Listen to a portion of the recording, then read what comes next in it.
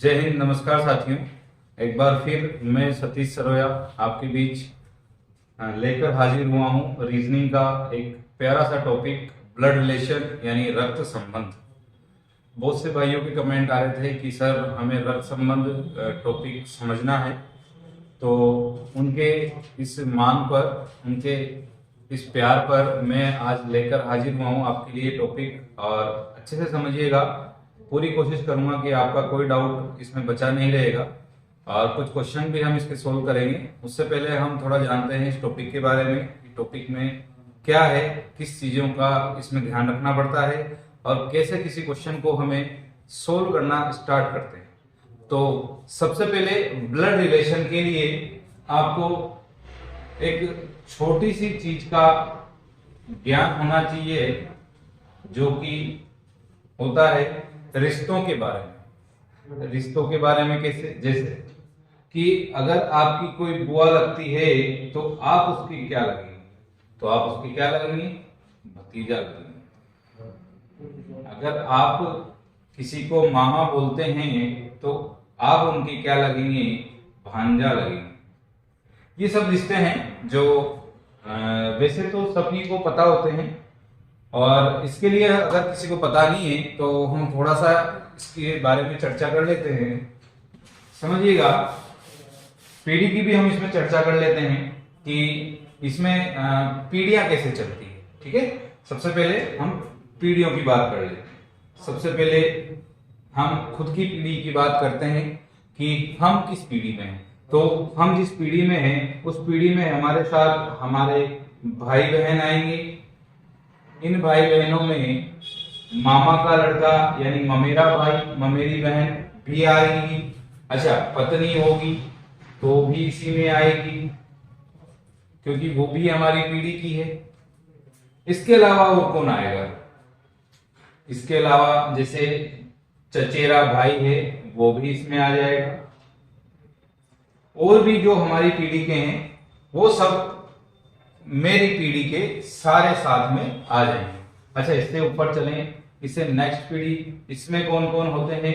तो पिता, माता, अच्छा ससुर, सास, और आप लिख सकते हैं इसमें आपके मामा,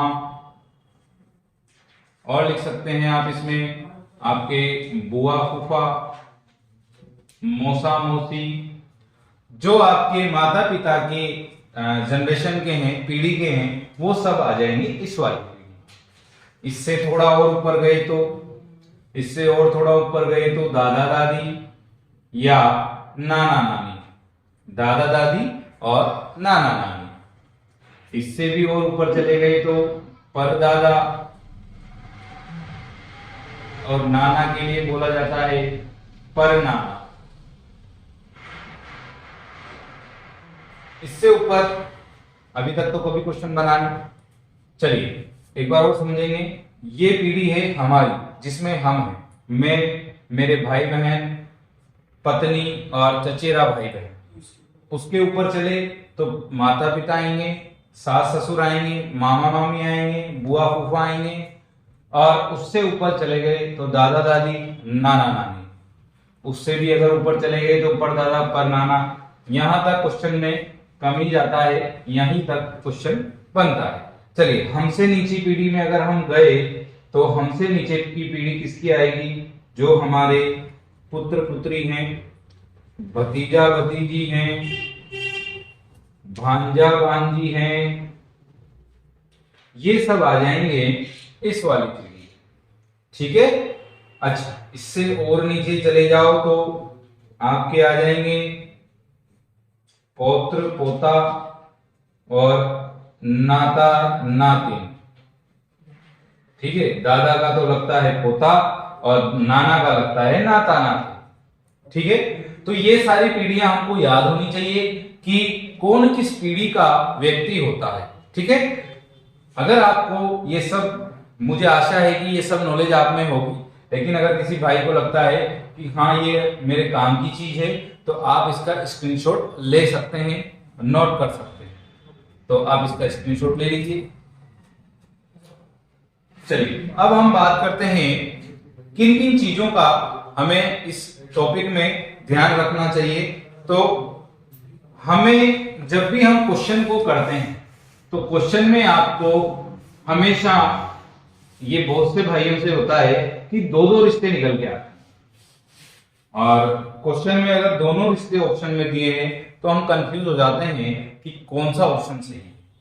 जैसे क्वेश्चन लास्ट ऐसे है, मान लीजिए सी का डी से क्या संबंध है, सी का डी से क्या संबंध है और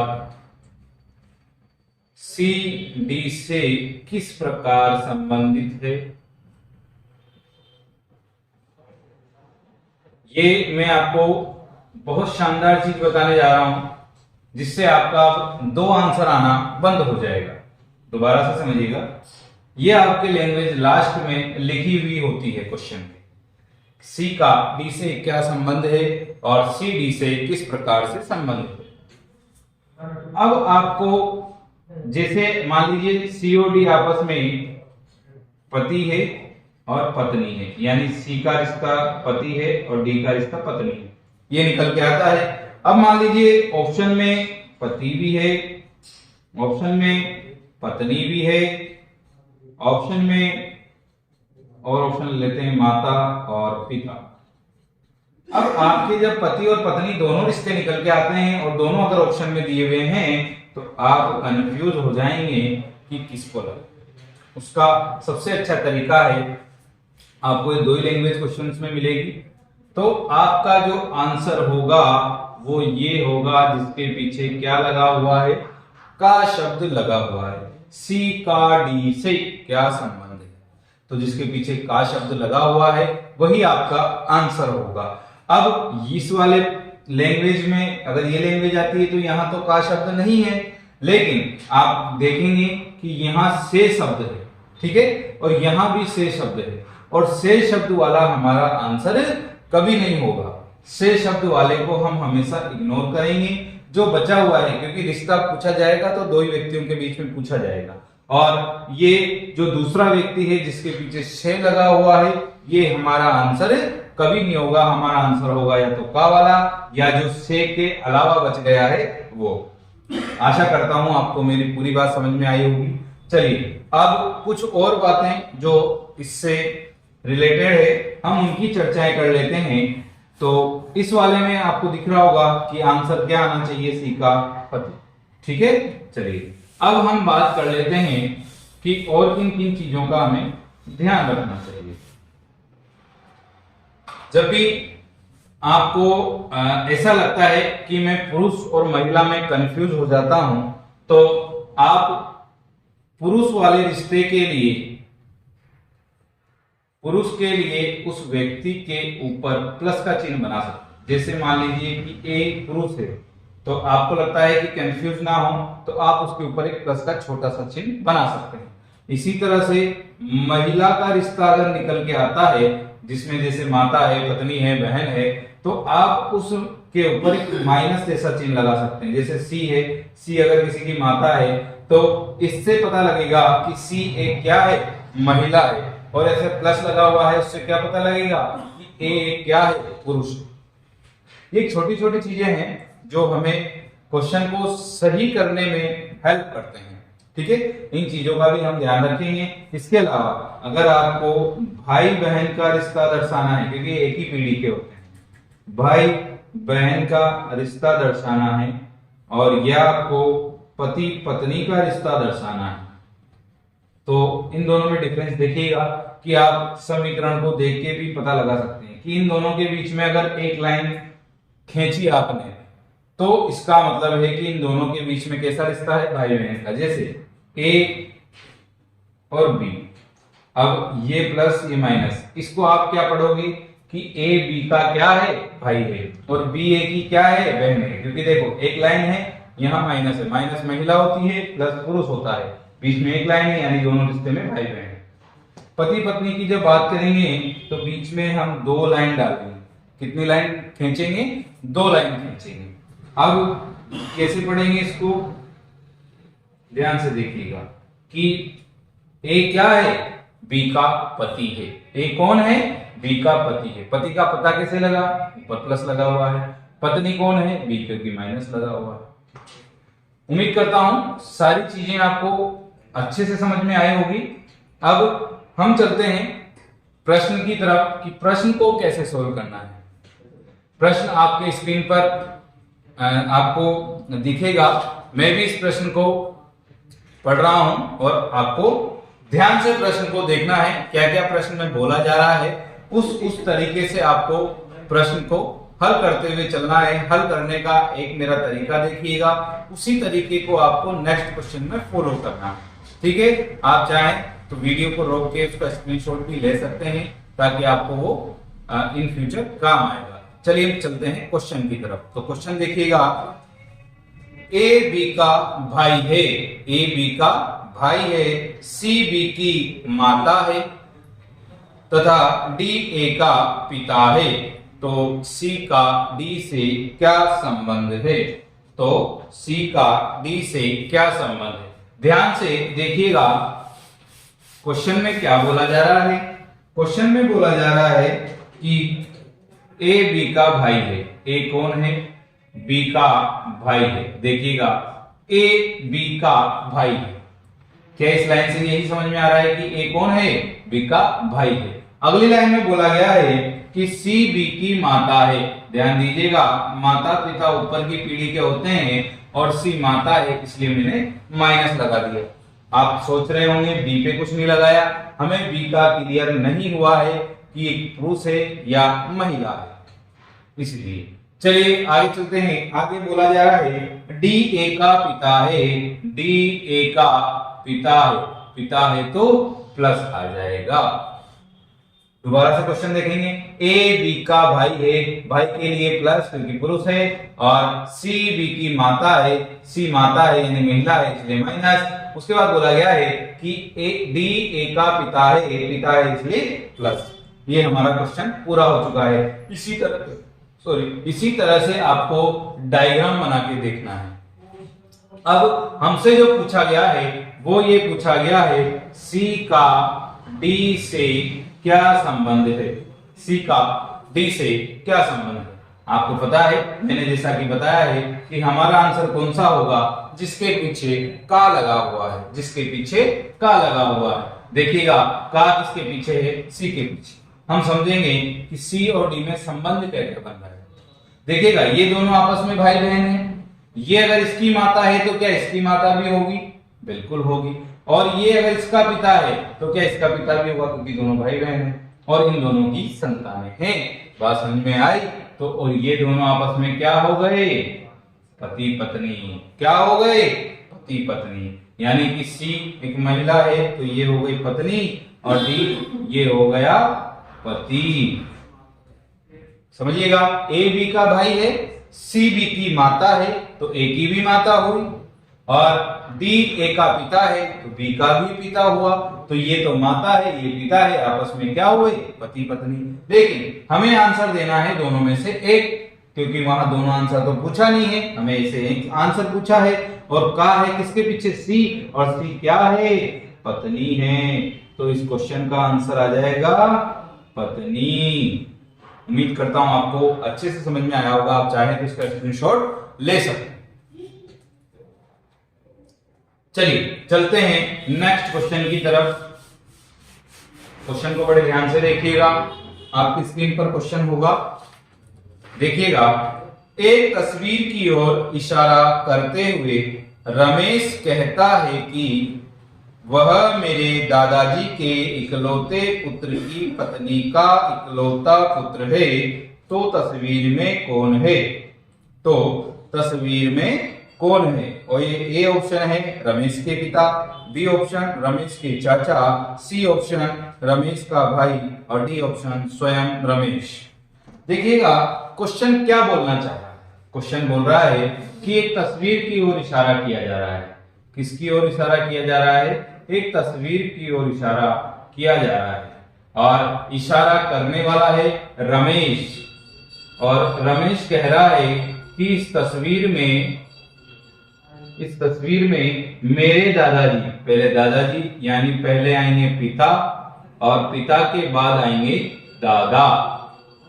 तो रमेश के दादाजी का इकलौता पुत्र, एक बात बताइए, दादाजी का इकलौता पुत्र है तो बताइए इस रमेश के कोई चाचा वाचा हुआ क्या? नहीं हुआ, क्योंकि दादाजी के एक ही पुत्र है और दादाजी के एक ही पुत्र है तो खुद कौन हो गया? पिता।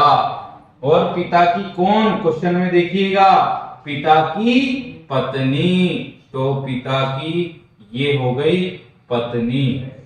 एक बार वापस से क्वेश्चन पे देखिएगा कि रमेश कहता है कि इस तस्वीर में, रमेश तस्वीर के लिए बोलता है कि वह मेरे दादाजी के पिता की पत्नी का इकलौता पुत्र है। पत्नी का भी कैसा पुत्र है? इकलौता। अच्छा, ये कौन है इसके? पिता। ये कौन है? पिता की पत्नी। पिता की पत्नी कौन होती है? माँ होती है। अच्छा, इसका एक ही पुत्र है, एक ही पुत्र है तो कौन हुआ? रमेश हुआ। यानी कि इस तस्वीर में कौन है? इस तस्वीर में स्वयं रमेश है। दोबारा से देखेंगे क्वेश्चन को। रमेश इस तस्वीर की ओर देखते हुए बोलता है कि वह मेरे दादाजी के इकलौते पुत्र, इकलौता पुत्र कौन होता है? खुद पिता। पिता की पत्नी कौन होती है? माँ। और माँ का भी इकलौता पुत्र तो कौन हुआ? रमेश। तो इस क्वेश्चन का आंसर आएगा स्वयं रमेश। उम्मीद करता हूं आपको अच्छे से समझ में आया होगा।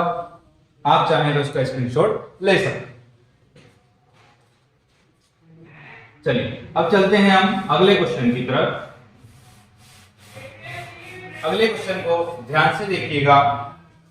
क्वेश्चन है, दो कलाकार हैं, एक कलाकार दूसरे कलाकार के पुत्र का पिता है, तो उन दोनों कलाकारों का आपस में क्या संबंध है, क्या रिश्ता है उन कलाकारों का? ये क्वेश्चन पूछना चाह रहा है हमसे। तो ध्यान से बोर्ड की तरफ देखिएगा कि इस क्वेश्चन को हम कैसे कर सकते हैं। तो हमें दो कलाकारों के बारे में यहाँ पे बोला जा रहा है और हम, एक पहला कलाकार है, एक दूसरा कलाकार है। ठीक है, बोला जा रहा है कि एक कलाकार दूसरे कलाकार के पुत्र, दूसरे कलाकार का कौन? पुत्र। ये दूसरे कलाकार का पुत्र हो गया। पहला कलाकार दूसरे कलाकार के पुत्र का पिता है। अब पुत्र का पिता कौन है? ये है। ये कौन है? इसका पिता है। अच्छा, ये इसका पुत्र है और ये इसका पिता है। समझ में? यानी पहला कलाकार जो है दूसरे कलाकार के पुत्र का पिता है। अब ये तो पिता हो गया, लेकिन क्या ये इसकी भी संतान है? हाँ है, क्योंकि इसका पुत्र है। तो एक तो पिता हो गया, संतान किस किस की होती है? एक पिता और एक माता। तो बताओ ये कौन हो गई? इसकी माता। लेकिन हमसे क्वेश्चन में संबंध किस किस का पूछा है? दोनों कलाकारों का। अब अगर ये इसके माता पिता हैं तो इन दोनों का आपस में संबंध कैसा बनेगा? पति और पत्नी का। पति और पत्नी का। दोबारा से समझेंगे कि क्वेश्चन में क्या बोला जा रहा है कि दो कलाकार हैं, एक कलाकार दूसरे कलाकार के पुत्र का पिता है। एक पिता हो गया, दूसरा भी कौन है? क्योंकि ये इसी की संतान है तो दूसरा माता हो गई। तो दोनों आपस में पति पत्नी हो गए। उम्मीद करता हूं कि आपको ये क्वेश्चन भी उसी तरह समझ में आया होगा जैसे बाकी क्वेश्चन आपने समझे। आप चाहेंगे तो इसका स्क्रीनशॉट ले सकते हैं। चलिए बढ़ते हैं नेक्स्ट क्वेश्चन की तरफ। अब देखिएगा, इस तरह के जो लैंग्वेज वाले क्वेश्चन हैं वो लगभग इसी तरह के होते हैं। एक क्वेश्चन हम वहां से करते हैं जिसे बोला जाता है कि समीकरण वाले प्रश्न, जिसे बोला जाता है समीकरण वाले प्रश्न। देखिएगा प्रश्न कैसे आता है। प्रश्न में आपको क्या किया जाएगा कि जो गणितीय संक्रियाएं होती है, जैसे प्लस माइनस गुणा और भाग वाले जो चिन्ह होते हैं, उन चिन्हों का यहाँ पे रिश्ते से आपको दर्शाया जाएगा। कैसे? समझिएगा। जैसे एक क्वेश्चन हम लेते हैं कि a प्लस b, इसका मतलब आप क्या समझेंगे कि a b का भाई है। a b का भाई है, यानी कि कहीं भी दो व्यक्तियों के बीच में अगर प्लस का चिन्ह आपको दिखता है तो आप क्या बोलेंगे, जो पहले वाला व्यक्ति है वो दूसरे वाले व्यक्ति का भाई है। अच्छा, जब भी आपको दो व्यक्तियों के बीच में माइनस दिख जाए तो आप क्या बोलेंगे कि ए बी की माता है। ए बी की कौन है? माता है। अच्छा, ये आपको हमेशा के लिए नहीं मानना है, हर प्रश्न में आपको ये चीज दी जाएगी, हर प्रश्न में आपको ये चीजें दी जाती है। ये फिक्स नहीं है, ये फिक्स नहीं है कि हमेशा आपको प्लस का मतलब भाई ही मानना है। ये हमेशा आपको हर क्वेश्चन में अलग अलग दिए जाते हैं। चलिएगा अगला हम देखते हैं कि A गुणा B, यानी अगर दो व्यक्तियों के बीच में गुणा का साइन लगा हुआ है तो कौन क्या संबंध बनेगा कि A B का पति है, सॉरी पिता है, A B का पिता है। और A डिवाइडेड बाय B यानी भाग का साइन है, तो A B की पत्नी है, A B की पत्नी है। अब आपको ये चारों इंस्ट्रक्शन दिए गए हैं। ये चारों इंस्ट्रक्शन देने के बाद में आपसे एक समीकरण के रूप में क्वेश्चन देगा।